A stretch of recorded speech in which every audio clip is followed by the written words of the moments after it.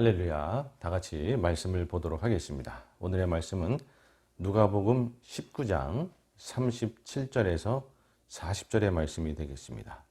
누가복음 19장 37절에서 40절의 말씀입니다. 누가복음 19장 37절에서 40절의 말씀 찾으셨나요? 네, 다 함께 읽도록 하겠습니다. 시작. 이미 감람산 내리막길에 가까이 오심에 제자의 온 무리가 자기들이 본 바 모두 능한 일로 인하여 기뻐하며 큰 소리로 하나님을 찬양하며 이르되 찬송하려도다 주의 이름으로 오시는 왕이여 하늘에는 평화요 가장 높은 곳에는 영광이로다 하니 무리 중 어떤 바리새인들이 말하되 선생이여 당신의 제자들을 책망하소서 하거늘 대답하여 이르시되 내가 너에게 말하노니 만일 이 사람들이 침묵하면 돌들이 소리 지르리라 하시니라. 아멘. 아멘. 네, 오늘은 예수님께서 예루살렘에 입성하셨던 종려주일이 되겠습니다. 이제 예수님께서 예루살렘에 입성하셔서 목요일 밤에 잡히시고 금요일 오전 9시에 십자가에 달리시고 그리고 오후 3시에 이제 운명하시게 되는 그러한 일주일이 지나가게 되죠. 자, 이제 예수님께서 나귀 새끼를 타고 예루살렘에 입성하시는 그 장면이 우리에게 주는 메시지는 무엇인가? 오늘은 그것을 함께 나누면서 은혜를 누려보고자 합니다. 첫 번째로 겸손하신 구원의 왕임을 나타내 보여주셨다입니다. 겸손하신 구원의 왕임을 나타내 보여주셨다.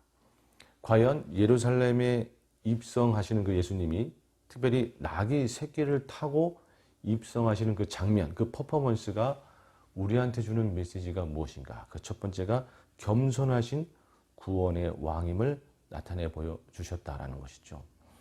여러분, 예수님께서 특별히 나귀 새끼를 타고 입성하시는 그 장면은 무엇을 의미하느냐? 겸손의 왕이심을 우리 가운데 보여주시는 겁니다. 예수님께서 나귀 새끼를 타고 입성하시는 그 장면은 구약에 예언되어 있는 그러한 모습이 되겠습니다. 스가랴서 9장 9절 말씀에 보면 시온에 따라 크게 기뻐할지어다. 예루살렘에 따라 즐거이 부를지어다. 보라 내 왕이 내게 임하시나니 그는 공의로우시며 구원을 베푸시며 겸손하여서 나귀를 타시나니 나귀의 작은 것 곧 나귀 새끼니라. 아멘.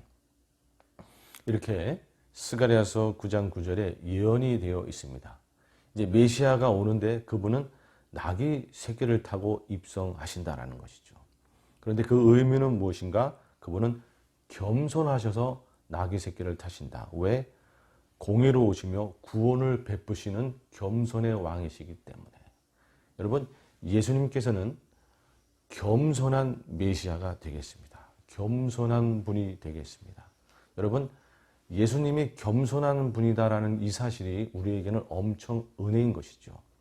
하나님이신 예수님이 겸손하지 않았다 그러면 여러분, 하나님은 우리를 돌보지 않는 것이고 굳이 인간이 되시지 않는 것이죠. 그런데 그분이 겸손하셨기 때문에 우리를 긍휼히 여기시고 돌보시고 인간이 되시고 그리고 우리를 구원해 주실 수 있는 겁니다. 우리 빌립보서 2장 5절에서 8절까지의 말씀을 보면 빌립보서 2장 5절에서 8절까지의 말씀입니다. 너희 안에 이 마음을 품으라.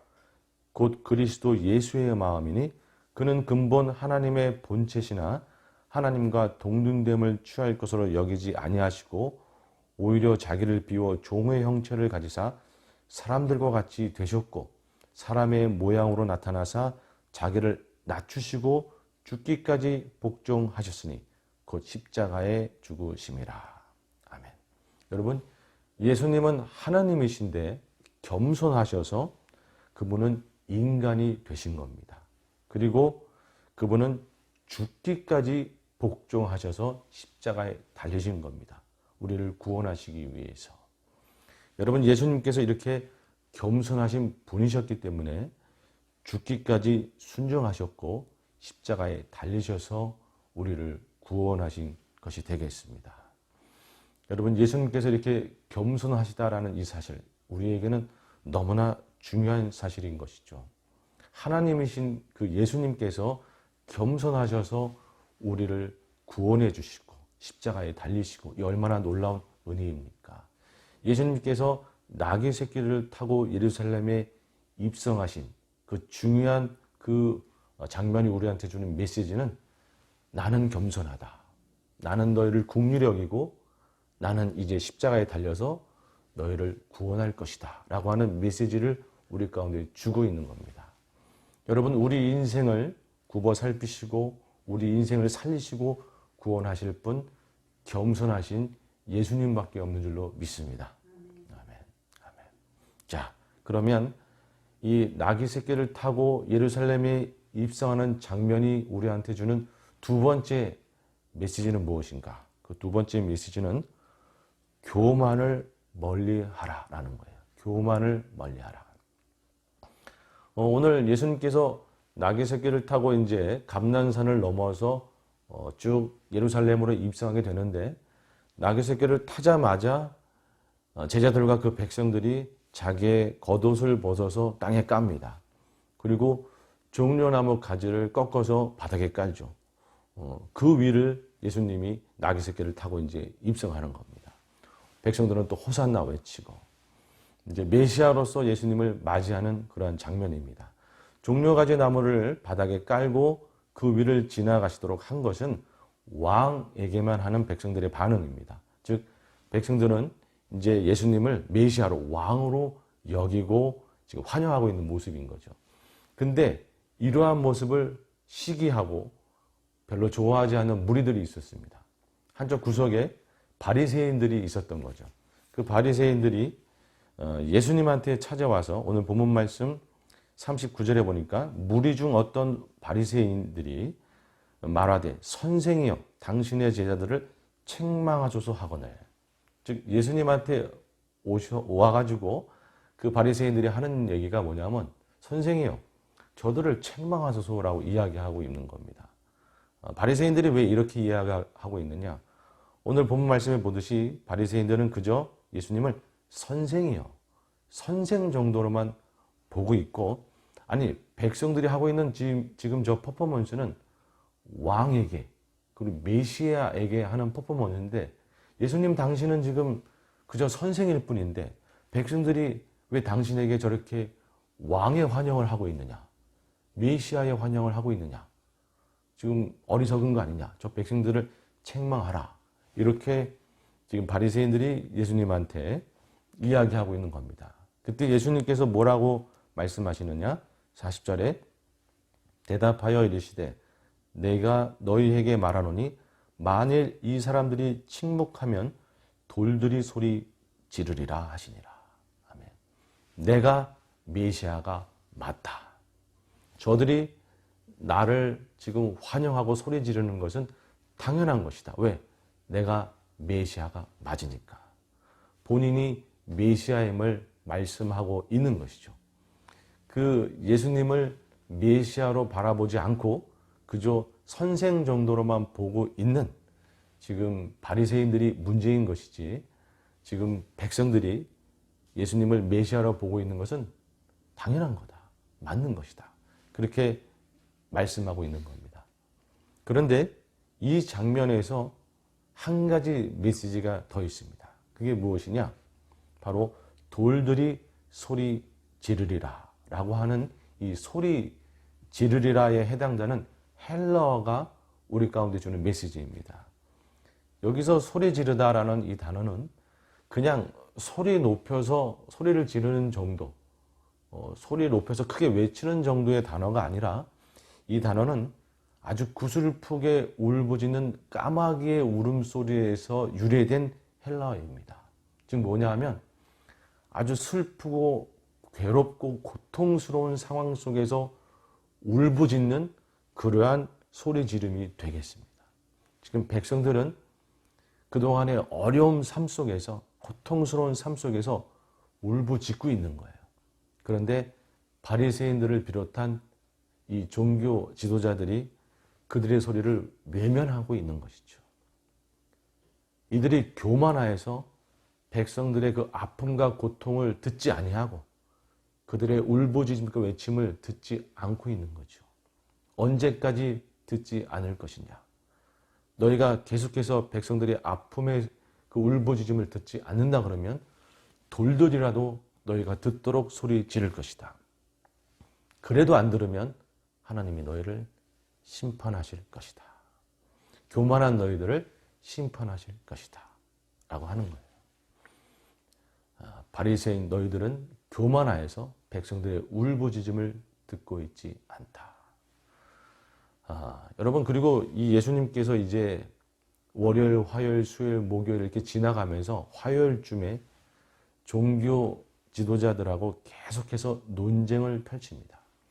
그들과 수많은 논쟁을 펼치고 나서 그들에게 책망하면서 하는 메시지의 말씀이 있습니다. 그들에게는 책망이요, 백성에게는 교훈으로서 주시는 결론적인 말씀. 우리 누가복음 20장 46절 말씀, 누가복음 20장 46절, 47절 말씀을 제가 한번 읽어보면, 긴 옷을 입고 다니는 것을 원하며 시장에서 모난받는 것과 회당의 높은 자리와 잔치의 윗자리를 좋아하는 서기관들을 삼가라. 그들은 과부의 가산을 삼키며 외식으로 길게 기도하니 그들이 더욱 엄중한 심판을 받으리라 하시니라. 아멘. 서기관들, 바리새인들, 이 종교 지도자들, 이들처럼 교만하지 말아라 라고 교훈의 말씀을 주고 있는 겁니다. 이들은 그저 높은 자리에 앉기를 원하고 부와 명예만을 추구하고 힘들고 괴로운 백성들의 소리는 듣지 아니하고 오히려 그들을 더 힘들게 하고 그들을 약탈하고 과부의 가산을 삼키며 그저 외식적으로만 길게 기도하고 그 안에 진실된 신앙은 없고, 이렇게 서기관들과 바리새인들과 그 당시 제사장들과 그런 사두개인들, 이런 종교 지도자들, 이들처럼 너희는 결코 교만하면 안 된다라고 메시지를 주고 있는 겁니다. 나귀 새끼를 타고 입성하시는 그 예수님은 나처럼 겸손해야 된다. 저들처럼 그저 자신의 배만 채우려고 하는 그런 교만에 사로잡힌 인생을 살면 안 된다라는 것이에요. 여러분, 교만하게 되면 그저 자신의 배만 채우게 되고 주변 이웃을 돌아보지 않게 되고 오히려 주변 이웃을 힘들게 하고 약탈하게 되고 또 괴롭게 하는 인생이 되는 겁니다. 내 이웃을 사랑하지 못하면 결코 하나님을 사랑할 수가 없는 것이죠. 우리 요한일서 4장 20절 말씀해 보면, 누구든지 하나님을 사랑하노라 하고 그 형제를 미워하면 이는 거짓말하는 자니 보는 바 그 형제를 사랑하지 아니하는 자는 보지 못하는 바 하나님을 사랑할 수 없느니라. 아멘. 교만한 자는요, 자기만 생각하기 때문에 이웃을 사랑할 수가 없고 결국은 하나님을 사랑할 수가 없습니다. 교만한 자는 하나님을 사랑할 수가 없습니다. 여러분, 교만한 자는 결코 바른 신앙을 가질 수가 없는 거예요. 그래서 예수님은 저 바리새인들처럼 저들처럼 절대 교만하면 안 된다. 교만하면 바른 신앙을 가질 수가 없다. 하나님 아버지를 사랑할 수가 없다. 그러니 결코 교만하면 안 된다라고 메시지를 주고 있는 겁니다. 여러분, 우리는 절대 교만만큼은 우리가 멀리하는 정말 그런 자들이 되어야 될 줄로 믿습니다. 나귀를 타고 입성하시는 그 겸손하신 예수님을 본받아서 정말 바리새인들의 그런 모양처럼, 이 당시 종교 지도자들의 모양처럼 교만은 우리가 멀리할 줄 아는 그런 자가 되어야 될 줄로 믿습니다. 그래서 마지막 세 번째로 예수님께서 우리한테 주는 메시지는 무엇이냐? 바로 겸손히 살라 라는 거예요. 겸손히 살라. 겸손하신 왕 예수님을 본받아 겸손히 살라. 겸손히 살라. 우리 앞에서 읽은 빌립보서 2장 말씀, 빌립보서 2장 5절에서 8절까지의 말씀을 읽었는데요. 그 앞에 빌립보서 2장 1절에서 4절 말씀을 한번 읽어보면 바로 겸손하신 예수님을 본받아 우리가 이렇게 살아야 된다라고 하는 말씀이 나오게 됩니다. 빌립보서 2장 1절 말씀부터 보게 되면 그러므로 그리스도 안에 무슨 권면이나 사랑의 무슨 위로나 성령의 무슨 교제나 긍휼이나 자비가 있거든 마음을 같이하여 같은 사랑을 가지고 뜻을 합하여 한 마음을 품어 아무 일에든지 다툼이나 허용으로 하지 말고 오직 겸손한 마음으로 각각 자기보다 남을 낫게 여기고 각각 자기 일을 돌아볼 뿐더러 또한 각각 다른 사람의 일을 돌아보아 나의 기쁨을 충만하게 하라. 아멘. 겸손히 행하는 자는 어떠한 행동을 해야 되는가? 이 빌립보서 2장 1절에서 4절 말씀을 정리해서 말씀드려보면 3절쯤에 아무 일에든지 다툼이나 허용으로 하지 말고 다투지 않는 자가 되는 것이 겸손한 자의 모습이 되겠습니다. 다른 사람을 좀 이해하고 다른 사람을 좀 품고 자기만 옳다 그러지 않고 자기만 옳고 자기만 교만함에 가득 차 있으면 다투게 되어 있는 거죠. 싸우게 되어 있는 겁니다. 과연 내가 얼마나 다투고 얼마나 싸우고 얼마나 그런 마음의 싸움과 다툼의 마음을 품고 또 행동으로 그렇게 하고 있는가 한번 우리가 돌아볼 필요가 있는 것이죠. 참고 품어주고 인내해주고 이해해주고 과연 그런 모습은 나한테 얼마나 있는가.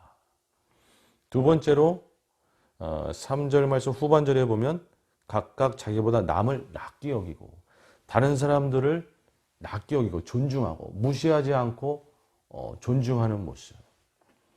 우리가 때때로 다른 사람을 무시하거나 존중하지 않는 그러한 모습을 가질 때가 있는 거죠.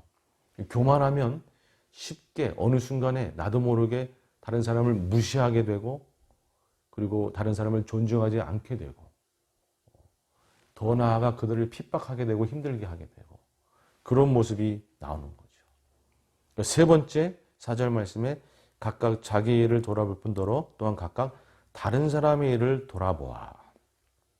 다른 사람의 아픔과 힘듦을 돌아볼 줄 아는 자.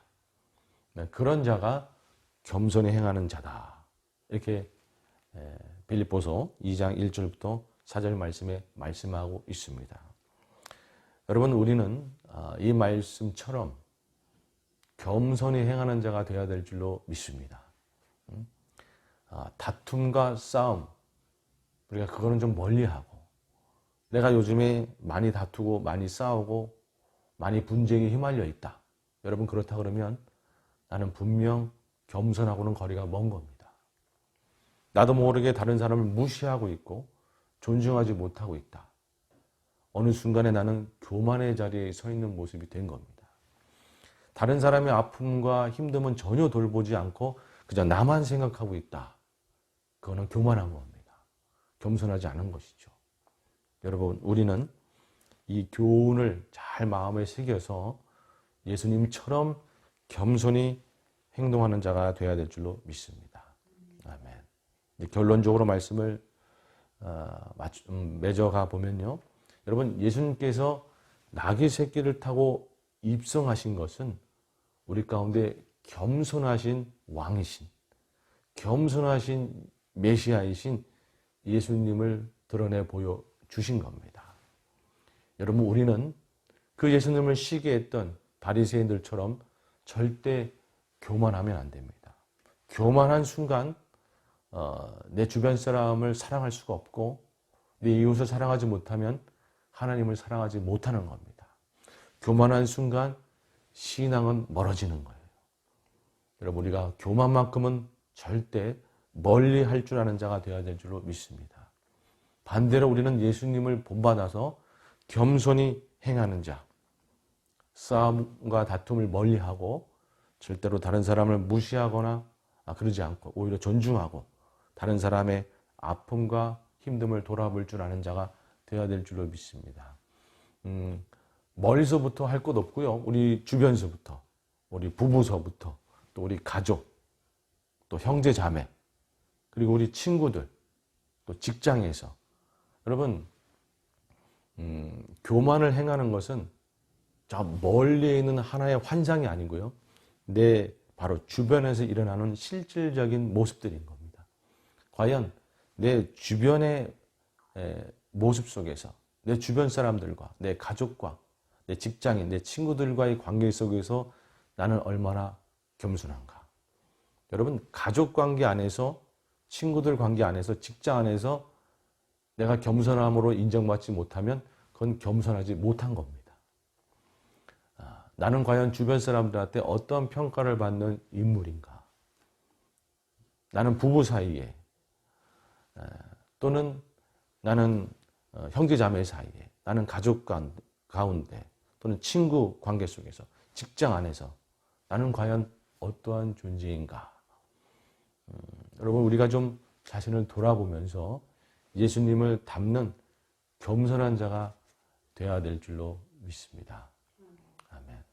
제가 얼마 전에 TV에 보니까 그런 장면이 나오더라고요. 뭐냐면 부부가 이제 이혼했다가 다시 만나보는 뭐 그런 프로그램이었는데, 둘이 만나서 서로의 이야기를 하면서 내가 진작에 당신을 좀 더 쳐다봤으면, 진작에 당신과 이렇게 앉아서 대화를 좀 더 해봤으면 지금과 같이 이러한 아픔은 없었을 텐데, 이렇게 고백하는 모습들을 보게 됩니다. 그저 자기만 생각하고 자기만 바라보고 교만인 것이죠. 그러다 보니까 내 옆에 내가 가장 사랑해야 될 존재가 아파하는 모습을 보지 못하는 거예요. 여러분, 우리가 교만하면 절대로 주변 사람들의 아픔을 볼 수 없는 자가 되는 겁니다. 우리는 겸손할 때에 주변의 아픔을 돌아볼 줄 아는 자가 되는 것이고, 예수님을 본받아 겸손히 행하는 자가 되는 겁니다. 아무쪼록 우리는 겸손해서 그저 다투지 않고 무시하지 않고 다른 사람의 아픔을 돌아볼 줄 아는 그런 자가 되어서 우리 예수님께 인정받는, 겸손하신 예수님께 인정받는 저희 모두가 되길 주님의 이름으로 축원합니다. 아멘.